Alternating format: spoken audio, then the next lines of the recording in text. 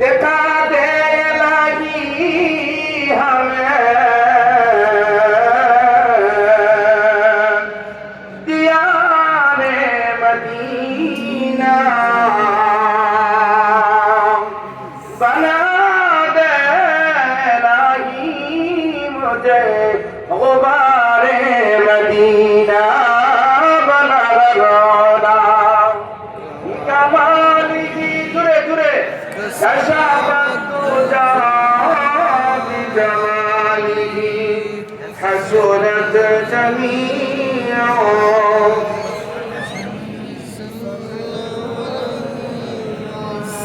عرفت سورة خطبة الرسول راضي تو नहीं तो जहां मिसाल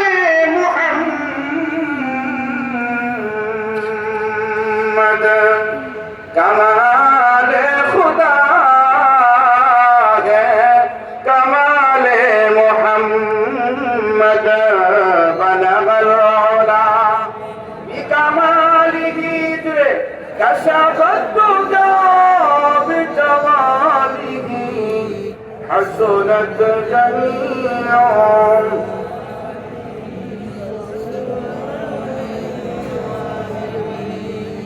भेजे या रब हमारे दुरूद और सलाम बरगज़ीदा नबी पर अपने मकाम बारकल्लाहु लना व लकुम फिल कुरआनिल अज़ीम व नफ़अना व इय्याकुम बिल आयाति व ज़िक्रिल हकीम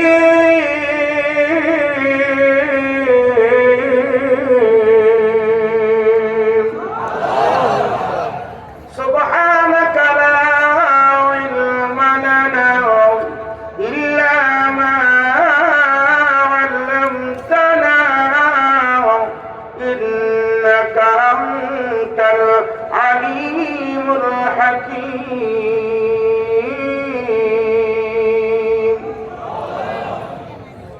জামিয়া ইসলামিয়া গাওয়ায় এর উদ্যোগে ৭০তম বার্ষিক 2 দিনব্যাপী ওয়াজ মাহফিলের বর্তমান অধিবেশনের সর্বজন শ্রদ্ধেয় সম্মানিত সভাপতি দামাত বারাকাতুহু আমন্ত্রিত জাতির কর্ণধার উলামায়ে কেরাম উপস্থিত সর্বস্তরের দিন দরদি আল্লাহওয়ালা ধর্মপ্রাণ মুসলমান ভাইরা পর্দার অন্তরালে অবস্থানরত অত্যন্ত ভদ্র পর্দানিশীল শ্রদ্ধেয়া মা ও বোনেরা মহান আল্লাহ তাআলার দরবারে অসংখ্য গণিত শুকরিয়া জ্ঞাপন করি যিনি আমাদেরকে দ্বীনি আলোচনা শোনার জন্য মাদ্রাসার মাহফিল জান্নাতের বাগানে আসার বসার সুযোগ দিয়েছেন আমাদেরকে মন মানসিকতা তৈরি করছেন মাহফিলে আয়েশা উলামায়ে কেরামের নেক সোহবত নেওয়ার তৌফিক দিয়েছেন তাই উচ্চ কণ্ঠে কালিমাত শুকর আদায় করি আলহামদুলিল্লাহ আলহামদুলিল্লাহ আমি আপনাদেরকে একটা প্রশ্ন করি প্রশ্নের উত্তরটা খুব সহজ সবারই জানা আমরা কি চিরদিন দুনিয়ায় থাকবো না মরতে হবে মরণটাকে বলা হয় কিয়ামত মরণটাকে কি বলা হয় আল্লাহর নবী বলেন রাসূলুল্লাহ সাল্লাল্লাহু আলাইহি ওয়াসাল্লাম বলেন মান মাতা ফাকাদ কামাত কিয়ামাতুহু যে ব্যক্তি মরে গেল তার কিয়ামত হয়ে গেল তার কি হয়ে গেল কিয়ামত হবে কোনো সন্দেহ আছে পুনরায় আবার জীবিত হবে এই নিয়ে কাফেররা মতানৈক্য করছে কাফেররা কোন পুনরুত্থান বলতে কিছু নাই এটা মক্কার কাফেররা বলতো বর্তমান কিছু কিছু কাফেররা পুনরুত্থানকে মানে, আর কিছু কিছু কাফের পুনরুত্থান মানে কিন্তু পুনরুত্থানকে ফাঁকি দেওয়ার মাযহাব বাহির করছে, পথ বাহির করছে, রাস্তা বাহির করছে। রাস্তাটা কি মরে গেলে আগুন দিয়া বুঝে দিবে, মরে গেলে আগুন দিয়া পুড়ে দিবে, পুড়ে দিলে তাই হয়ে যাইব, তখন আল্লাহ বুঝতে পারতো না। জোরে বল নাউযুবিল্লাহ, আর জোরে বল নাউযুবিল্লাহ। যেই আল্লাহ কোন আকৃতি ছাড়া তৈরি করতে পারছে, সেই আল্লাহ আকৃতিকে 60 বছর 70 বছর থাকার পরে মরছে, এর পরে পূজা দিছে, আবার আল্লাহ পুনরুত্থান দিতে পারে কি পারে না? আফাইনা বিল খালকিল আউয়াল, আল্লাহ বলে প্রথমবার সৃষ্টি করে কি আমি হেরান হয়ে গেছি, ক্লান্ত হয়ে গেছি? এর অর্থ বলেন না, এর অর্থ ইস্তেফামে হেনকা, এর অর্থ না প্রথমবার সৃষ্টি করে আল্লাহ ক্লান্ত হন নাই।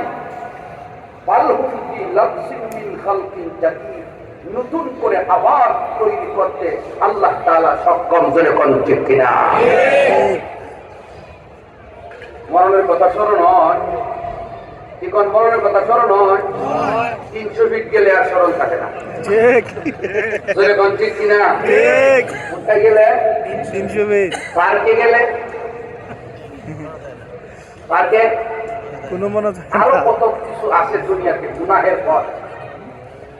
বলতে হবে 300 ফিট গুনাহ হচ্ছে না, 300 ফিট আবার গুনাহ হচ্ছে না।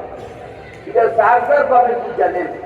আমি মুখ দিয়া বলার মতো যোগ্যতা রাখি না, ঠিক কিনা বলেন? ঠিক। হায় হায়, মরণ সবার হবে এই কথা যদি স্মরণ থাকে, লোকটা পাপ করতে পারে না। সুরে কোন ঠিক কিনা? ঠিক। মরণের কথা স্বীকার করতে প্রস্তুতি কি নিছি? প্রস্তুতি কি নিছেন? কালকা যদি আপনার মরণ হয়, আপনার কোনো দুঃখ আছে? হ্যাঁ, এটা তো বলতেছেন, কিন্তু আরেকজন টাকা আপনার কাছে পাও না, আপনি আরেকজনের কাছে পাও না, আছে না? নাই? হ্যাঁ, জমি কিনছেন দলিল হচ্ছে না, জমি কিনছেন দলিল হচ্ছে, খারিজ হচ্ছে না, খারিজ হচ্ছে দলিল হচ্ছে, খাজনা হচ্ছে না, খাজনা দিচ্ছেন, সব দিচ্ছেন, দখল হয়েছেন না। দুঃখ বুঝি নাই? দুঃখ বুঝি আছে না? নাই? আছে। 18 বছর 16 বছর 17 বছরের বাচ্চারে ছেলের যুবকরে জিগান, কেউ আজকে বললে কালকা দুঃখ আসেনি? ও কত মেসেজ দিছি, রিপ্লাই অনেক বাকি দিছে। আর আসলে কনসেপ্ট কিনা? বোঝা গেল মরতে হবে, কিন্তু মরণ হয়ে গেলে সবাই আফসোস করবে। জোরে কনসেপ্ট কিনা? কি আফসোস করবে? দুনিয়ার জগতে আরো কেন ইবাদত করলাম না। আল্লাহকে বলবে হাসরের ময়দানে, রব্বানা ফারজি'না না'মাল সালিহান।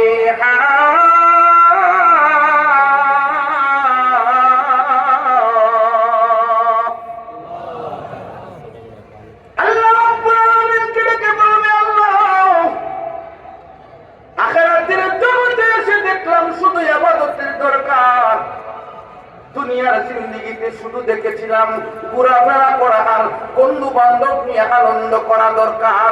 এখন দেখি সব শেষ হয়ে গেছে, এখন তো আমল ছাড়া কোনো পথ নাই, আমল ছাড়া কোনো রাস্তা নাই। আল্লাহ আবার দুনিয়াতে ফিরাইয়া দাও না, ফারজি'না, আবার ফিরাইয়া দাও না। আল্লাহ জিজ্ঞাসা করবে, গেলে কি করবে? বলবে না আমাল সালিহান, নেক কর্ম করব, মাহফিলের নামে মাহফিলে যাব, মাহফিলের নামে দোকানে রাস্তায় ঘোরাফেরা করব না। আপনারা কি মাহফিলের রাস্তার মধ্যে যত লোক আছে জমা করলে এমন মাহফিলার দরকার? জোরে বলছেন কিনা? সবাই কি আসছে? এরপরে কিছু আসবে। যারা জায়গা পাইতেছেন না, মসজিদের ভিতরে আছেন, সামনের দিকে একটু ঘুরে চলে আসেন। বোঝা গেল মরণের প্রস্তুতি আমাদেরকে নিতে হবে, না নিলে আমরা আখিরাতে আফসোস করবো। জোরে বল ঠিক কিনা? বান্দা বলবে দুনিয়াতে দুনিয়ার জগতে গিয়ে ইবাদত করব, না আমাল সালিহা নেক করব। এখন কেন এত আগ্রহী? এতদিন ফজরের আযান হইতো, তুই তো ঘুমতে উঠতি না। দুনিয়াতে তোকে নামাজে হওয়া যায় নাই, দুনিয়াতে তোকে কোনো ভালো কাজে হওয়া যায় নাই, না আমাল সালিহা এখন কেন বলো? বান্দা বলবে ইন্না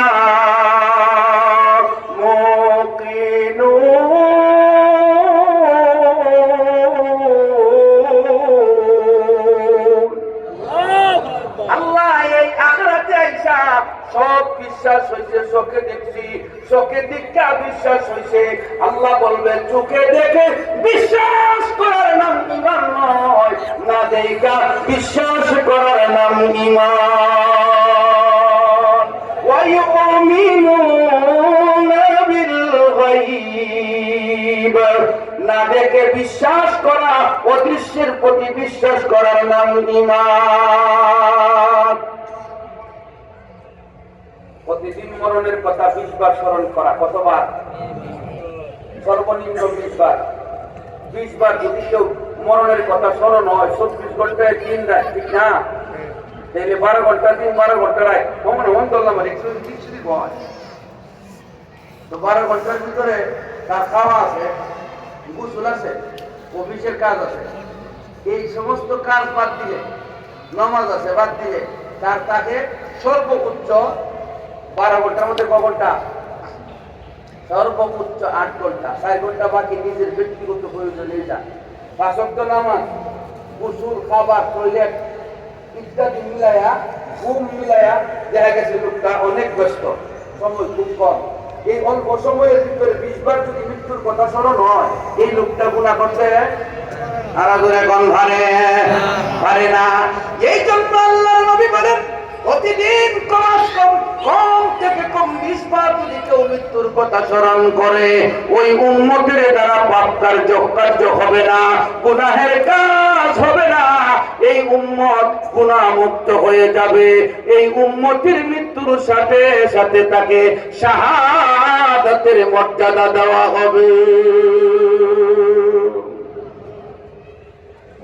মৃত্যুর কথা স্মরণ করলে শহীদের মর্যাদা দিত, বুঝতে পারে না? কারণ আছে, মৃত্যুর কথা যার প্রতিদিন 20 বার স্মরণ হয়, সে দুনিয়াতে থাকতে মরার আগেই মরে গেছে। জোরে কোন ঠিক কিনা?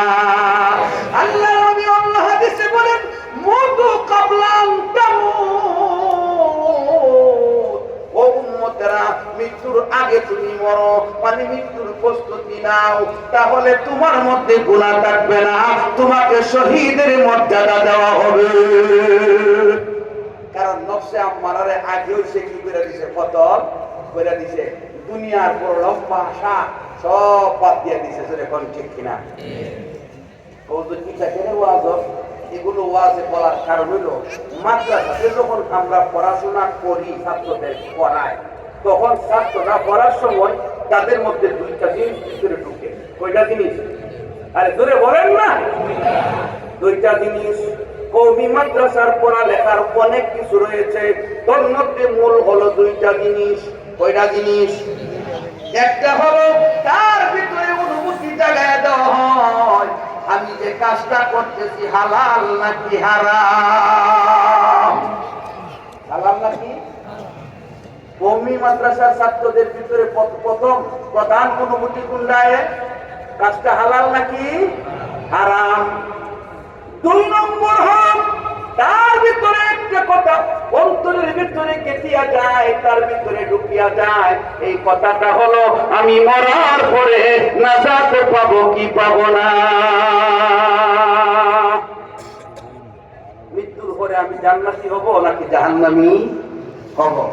এই 2টা চিন্তা কওমি মাদ্রাসার ছাত্রদের জেহেনের মধ্যে আগেই ঢুকায় দেওয়া হয়। আচ্ছা বলেন তো, যে ছেলে হালাল বা হারাম চিন্তা করে চলে, তার দ্বারা গুনাহের কাজ হবে? হইলেও কিঞ্চিত শয়তান করাইতে পারে। জোরে বলতে কিনা? শয়তান ধোঁকা দিতে পারে, কিন্তু দিলেও কিঞ্চিত কম। নেকের সংখ্যা হবে বেশি, জোরে বল ঠিক কিনা? কয়েকদিন আগে এক লোকে আমার মাদ্রাসার এক ছাত্র দৈনা আছে কৌদুরি আসরের উপরে টিভি দেয় প্রতিদিন